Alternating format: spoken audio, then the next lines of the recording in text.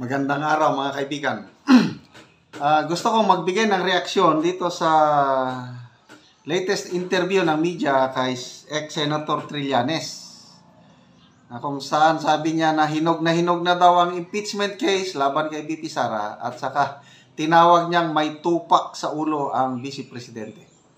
Tapos, inamin din niya baka bigla daw maging presidente si VP Sara. May tupak sa ulo. Delikado. Okay. Pakinggan natin itong interview na ito. Ano sabi, sir? Ha? Paano niyo nasabing hinog? Siguro naman, nakikita naman ng mga kababayan natin, lahat ng mga... Sandali, simulan natin. Sa dami ng issues ngayon kay VP Sara, hinog na ba for impeachment? Hinog na ba? Hinog na. Paano niyo nasabi, sir? Ha? Paano niyo nasabing hinog? Siguro naman, nakikita naman ng mga kababayan natin, lahat ng mga dangers, mga red flags, yung unfitness ni Duterte, ni Sara Duterte to hold. Kita nyo? Unfitness ni Duterte, Sara Duterte. Ganun lang siya kung magsalita. Kami sa Ilocano pa, kaming mga Ilocano. Basta mas bata ka, dapat tawagin mo yung mas matanda ng mayroong either manong, manang, uncle, auntie, lolo, lola. Hindi mo pwedeng tawagin lang sa pangalan. Basta mas bata ka. Sabi ng aming matata, awante asin mo. Wala kang respeto. So ito ngayon, ang nakikita natin kay ex-Senator Trillanes. Doon sa Quadco Miring, Duterte lang ang tawag niya sa dating Pangulo. Daming galit sa kanya ng mga alumni sa PMA. Walang very shabby, sabi nila. So, yun, sinasabing si Sara Duterte. Ganun siya kung magsalita di ba? Ano yung mga subscribers ko na nainis? Walang GMRC yan, sir. Hinog na daw ang impeachment case laban kay VP Sara. Malala ko nung as early as June, May or June, sinasabi na ni Trillanes, ex-Senator Trillanes. Ganon ang tawag natin sa kanya. Pagkalasa pa rin. Kasi former senator naman. Sinasabi ni ex-Senator Trillanes, as early as May or June, sinasabi niya, lalabas na yung ICC warrant of arrest. So inaabangan ko, ako, nag-expect talaga ako na sooner or later lalabas yung arrest warrant ng ICC kay PRRD. Kaya inabangan ko, June, July. So, ano na ngayon? June, July, August, September, October. November na. Wala pa. Papaniwalaan pa ba natin itong si ex-Senator Trillanes? Sabi niya, hinog na ang impeachment case. Bago lang, siguro 2 months ago, sabi niya, nakaprepare na 23 articles of impeachment. Naka-prepare na. Bakit ngayon? Hanggang ngayon, wala pang na-file. Ganyan siya kung magsalita So, may maniwala. Kailang nasa atin na kung paniwalaan natin. So, bantayan nyo yung sabi niya na maging presidente si VP Sara at may tupak sa ulo. The position of Vice President. And remember, as Vice President, she could be President anytime. Yan! In cases of emergency.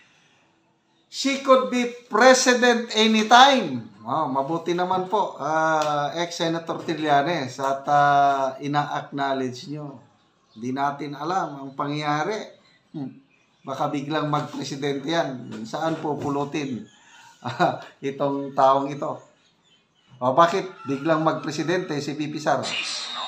Kaya, imagine mo yung asal na nilalabas niya, pinapakita niya, bibigyan mo ng power ng presidency yan, dapat kikilabutan yung bawat Pilipino. Di ba?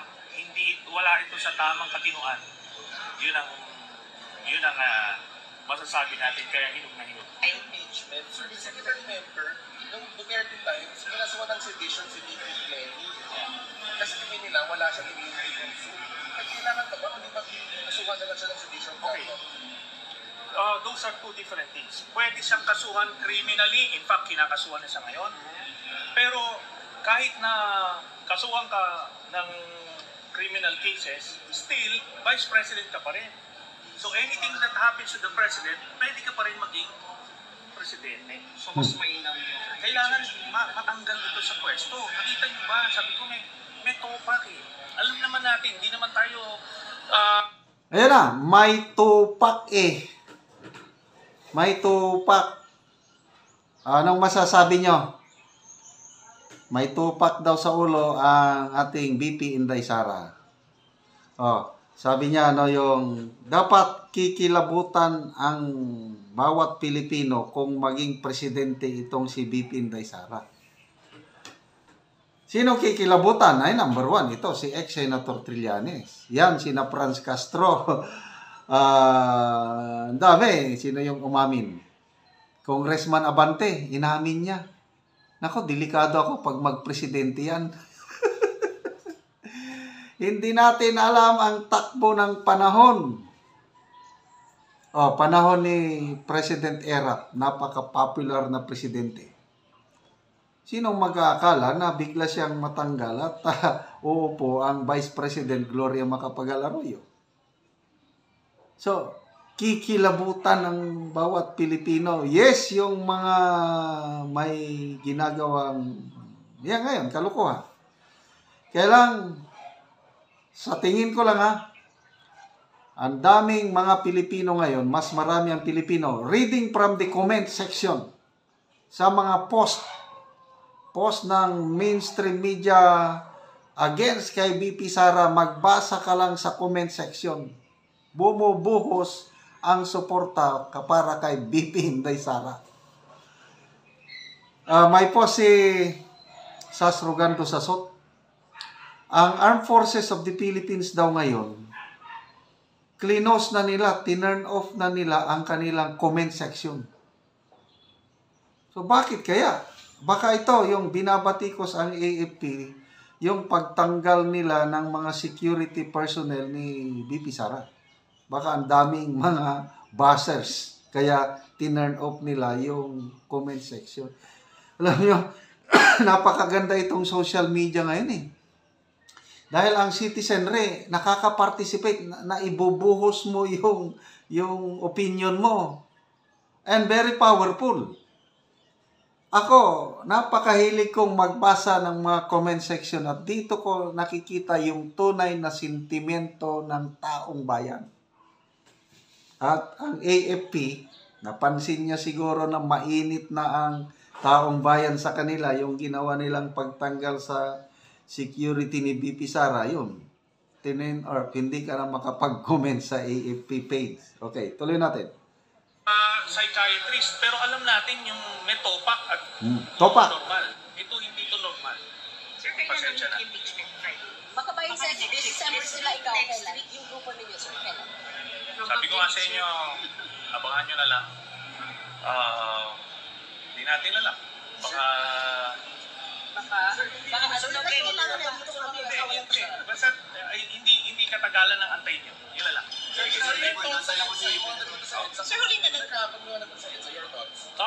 Yun, sabi ko nga, huwag natin maliitin kasi any political crisis na mangyari, pwedeng i-take advantage yan. Kasi nangyari na yan. We saw that happen dun sa EDSA 2. Nagsimula ng maliit, walang pumapansin, kumpiyansa yung administrasyon, very popular, but after a few months, tanggal. So, kailangan magmatsyag. Bottom line, hindi na dapat makabalik sa pwesto itong mga Duterte kasi malaking perwisyo ang ginagawa. So, pakinggan nyo yung sinabi niya, I agree with him, kay ex-Senator Trillanes. Maliit na bagay lang, hindi pinapansin, kagaya ngayon. Kaya lang, nung panahon ni President Erap, biglang pumutok.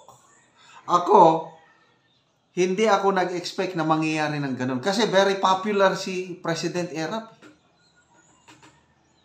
Tapos, yun nga, waiting, impeachment, kumpiyansa yung administration dahil marami silang kakamping senador. Nang dahil lang sa isang brown envelope na ayaw ipa-open. Yun na, nung ayaw ipa-open yung brown envelope, yun na, sumabog na ang taong bayan. Kaya nag-EDSA 2 na. Kaya yan ang sinasabi ni ex-Senator Trillanes na dapat wag magkumpiyansa ang administrasyon ito.